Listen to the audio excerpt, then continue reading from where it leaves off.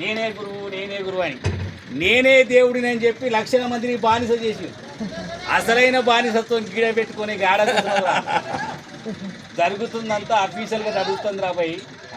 దేవుడని నేను చెప్పి నేనే దేవుని నేనే చెప్పి నా కాళ్ళు గడిగితే లక్ష నా ఈడు మొక్కితే లక్ష అని చెప్పి ఎంతోమందిని బానిసలుగా మారుతుంది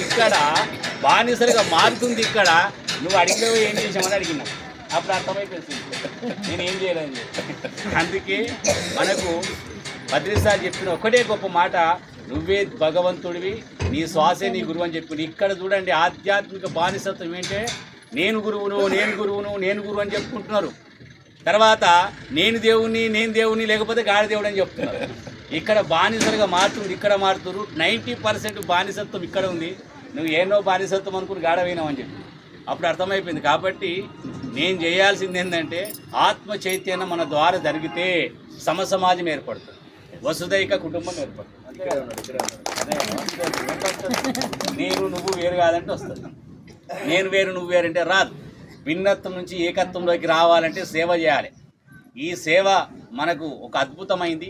ఇంతకు మిక్కిన సేవ దొరకదు, ఇంతకు మిక్కిన మన గొప్ప గురువు ఏ జన్మలో దొరకడు, ఇదే జన్మలో దొరికింది. కాబట్టి అందరము సద్వినియోగం చేసుకోవాలని మనస్ఫూర్తిగా కోరుకుంటూ 11 రోజులు ఒక పత్రిజీ, మనమంతా ఎవరము పత్రిజీ వారసులం.